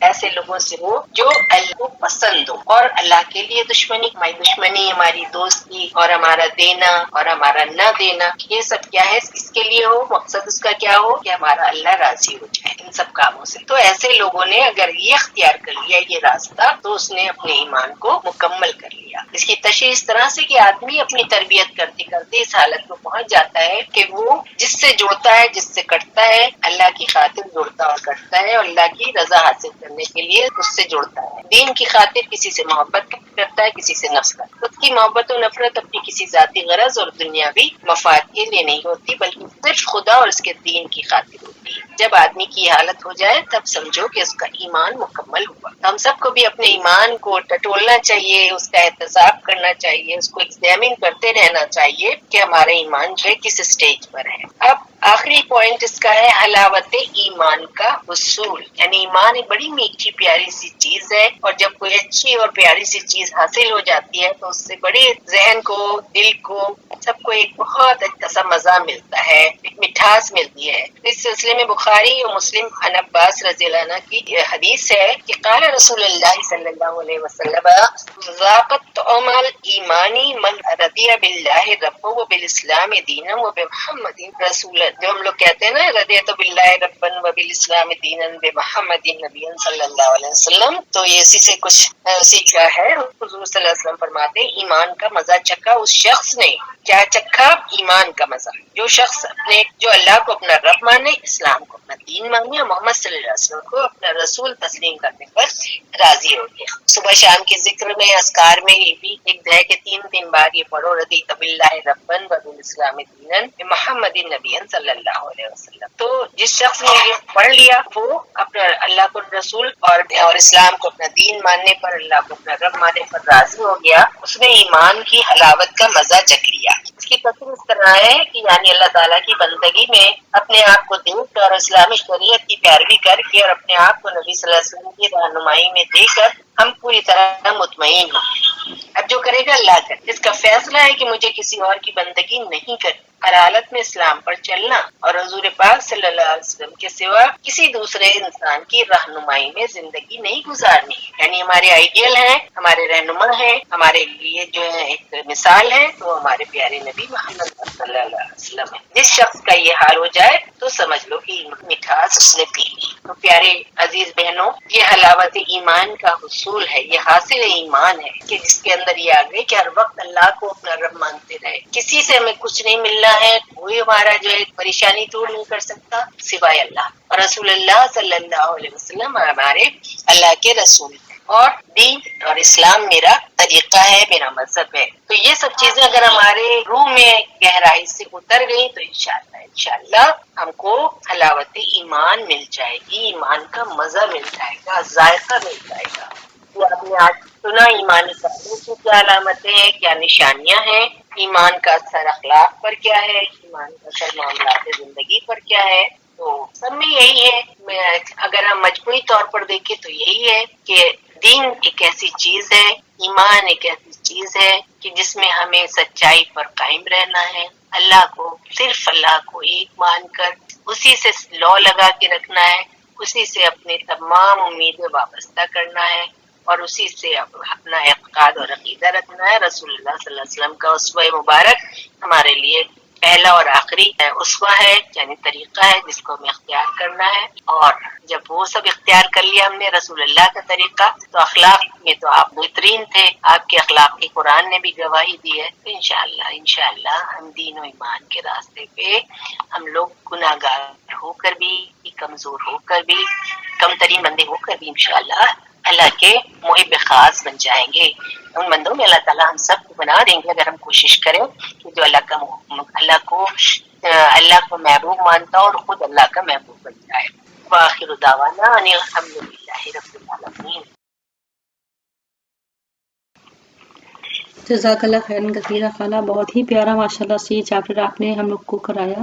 اللہ سبحانہ و تعالی ہم سب کو سننے کی اور عمل کرنے کی توفیق عطا فرمائے۔ ریمائنڈرز ہم بچپن سے سنتے آ رہے ہیں اور پریکٹس بھی کرتے ہیں، لیکن وہی ہے کہ nobody is perfect, we all are human beings. شیطان سب کے ساتھ ہوتا ہے، اور جس طرح سے فتنہ تیزی میں دنیا میں پھیل رہا ہے نا، ہم کو اپنے دین کو پکڑ کے چلنا ہے for our future generations also انشاءاللہ نا۔ اب ہم نے بہت پیارا ایک ساری لیسنز جو لرن کیے ہیں سسٹرز، آپ نے ضرور لکھے ہوں گے، میں نے بھی لکھے ہیں، تو آپ لوگ چاہیں تو مجھے شیئر کر دیں، پھر گروپ میں ڈال دوں گی انشاءاللہ۔ نیکسٹ سیشن میں اس کو ریویو بھی کر لیں گے۔ جزاک اللہ خیر for all of you for giving time. اب کوئی پیاری بہن آ کے دعا کرا لینا سسٹر۔ السلام علیکم، میں کروں؟ ہاں جی بالکل بالکل، موسٹ ویلکم۔ آپ کا نام پلیز؟ شیبہ نور۔ شیبہ انور، ہاں جی پیاری بہن آ جائیں، جزاک اللہ خیر۔ اعوذ باللہ من الشیطان الرجیم، بسم اللہ الرحمن الرحیم۔ ربنا تقبل منا انک انت السمیع العلیم، ربنا واجعلنا مسلمین لک ومن ذریاتنا امة مسلمة لک وارنا مناسکنا وتب علینا انک انت التواب الرحیم۔ ربنا آتنا فی الدنیا حسنة وفی الآخرة حسنة وقنا عذاب النار۔ ربنا افرغ علینا صبرا وثبت اقدامنا وانصرنا على القوم الكافرين۔ ربنا لا تؤاخذنا ان نسينا او اخطانا، ربنا ولا تحمل علينا اصرا كما حملته على الذين من قبلنا، ربنا ولا تحملنا ما لا طاقة لنا به واعف عنا واغفر لنا وارحمنا انت مولانا فانصرنا على القوم الكافرين ربنا لا تزغ قلوبنا بعد إذ هديتنا وهب لنا من لدنك رحمة إنك أنت الوهاب ربنا إنك جامع الناس ليوم لا ريب فيه إن الله لا يخلف الميعاد ربنا إننا آمنا فاغفر لنا ذنوبنا وقنا عذاب النار ربنا آمنا بما أنزلت واتبعنا الرسول فاكتبنا مع الشاهدين ربنا اغفر لنا ذنوبنا وإسرافنا في أمرنا وثبت أقدامنا وانصرنا على القوم الكافرين اے اللہ تو ہی میرا پروردگار ہے، تیرے سوا کوئی معبود نہیں ہے، تو نے مجھے پیدا کیا ہے اور میں تیری ہی بندی ہوں اور تیرے وعدے پر عہد پر قائم رہنے کی کوشش کروں گی اللہ جتنا مجھ سے ہو سکے گا۔ میں پناہ چاہتی ہوں تمام گناہوں کے شر سے جو میں نے کیے اور میرے اوپر جو تیری نعمتیں ہیں اللہ پاک ان کا اعتراف کرتی ہوں۔ اللہ پاک آپ نے ہمیں بہت کچھ دیا ہے، اللہ پاک اپنا شکر گزار بندہ بنا لیجیے اور میں اپنے گناہوں کا بھی اقرار کرتی ہوں اللہ پاک بس تو میرے گناہوں کو بخش دے، اس لیے کہ تیرے سوا کوئی گناہوں کو بخشنے والا نہیں ہے اللہ پاک۔ اے اللہ پاک آخرت کے عذاب سے ہمیں بچا لیجیے گا، دوزخ سامنے نظر آ رہی ہوگی اللہ پاک اور عذاب کے فرشتے گناہگاروں کو اس میں ڈال رہے ہوں گے اللہ پاک، اس لسٹ میں ہمارا نام نہ ہو اللہ پاک۔ اللہ تعالیٰ جب ہم تصور کرتے ہیں اس دن کے بارے میں تو ہماری روح کانپ جاتی ہے، اس دن کے عذاب سے ہمیں بچا لیجیے گا اللہ پاک۔ کوئی کسی کا ساتھ نہیں دے گا اللہ پاک، ہم سب سے ایسے اعمال کروا لیجیے جو آپ کی بارگاہ رسالت میں قبول ہو جائے اللہ پاک، ہمیں دکھا کے اور ریاکاری کی زندگی سے بچا لیجیے، اپنے ماں باپ کے لیے ہمیں صدقہ جاریہ بنا لیجیے اور ہمارے بچوں کو اللہ پاک ہمارے لیے صدقہ جاریہ بنا دیجیے اللہ پاک، ہمیں رشتوں کو جوڑنے والا بنا دیجیے اللہ پاک، ہمیں اس دن کے عذاب سے بچا دیجیے، کوئی کسی کا ساتھ نہیں دے گا۔ سبحان ربک رب العزت عما یصفون وسلام علی المرسلین رب العالمین، صدق اللہ العظیم۔ جزاک اللہ خیر، جزاک اللہ خیر کثیرہ۔ اللہ تعالیٰ ہم سب کو بس نیک ہدایت دے، اللہ تعالیٰ ہماری ساری کوششوں کو قبول کرے، اور بڑی تکلیف دہ بات ہوتی ہے کہ اللہ تعالیٰ ہم سب کو ریاکاری سے بچائے، اور جب دنیا کی کوئی معاملات ہوتے ہیں تو ہمیں کتنی تکلیف ہوتی ہے، ہم پریشان ہوتے ہیں، اور اگر کوئی سچی بات بھی کہی ہے، دنیا میں کتنی چیزیں اس ٹائم ہو رہی مسلمانوں کے اوپر، بیچارے سچ پہ بھی ہیں، حق پہ بھی ہیں، لیکن پریشان حال ہے نا۔ جہاں بھی دیکھ لیے انڈیا کے ہیں، اب جو بھی جگہ یوکرین میں اب چیزیں ہو رہی ہیں تو انسان کمزور ہے، اس سے یہ پتہ چلتا ہے ہم سب کمزور ہیں، اور اللہ تعالیٰ کیا جب ہم اس میدان میں کھڑے ہوں گے وہاں پہ کیا ہم اپنا حساب دے سکیں گے؟ تو بس اب جتنے بھی سیشنز، چاہے یہ والا ہو چاہے کوئی سا بھی ہو پیاری بہن، ہم کو یہ دیکھنا ہے کہ کیا ہم اس لائق ہیں، اگر نہیں ہیں تو اللہ تعالیٰ ہم کو اس لائق بنا دے کہ ہم اللہ تعالیٰ کا سامنا کر سکیں۔ کیا ہم حساب دینے کے لائق ہیں؟ اللہ تعالیٰ ہم سب کا رائٹ ہینڈ میں اللہ تعالیٰ اعمال نامہ دیں، کوشش کرنی ہے، جدوجہد کرنی ہے انشاءاللہ، اور ریاکاری سے بچائیں، ہمیں اپنی امانتوں کی حفاظت کرنے والا اللہ پاک ہم سب کو بنائیں، اللہ پاک جتنے بھی بیمار ہیں ان کو شفائے کاملہ عطا فرمائیں، اور اللہ پاک آنے والے رمضان میں ہم کو جا کے اس کو صحیح سے استعمال کر کے اس میں سے صحیح اپنی نروز کو کنٹرول، زبانوں کو کنٹرول، دماغ کو، ہر چیز کو کنٹرول کرنا، ٹریننگ جو آئے گی انشاءاللہ اس میں ہم سب پورے اتریں۔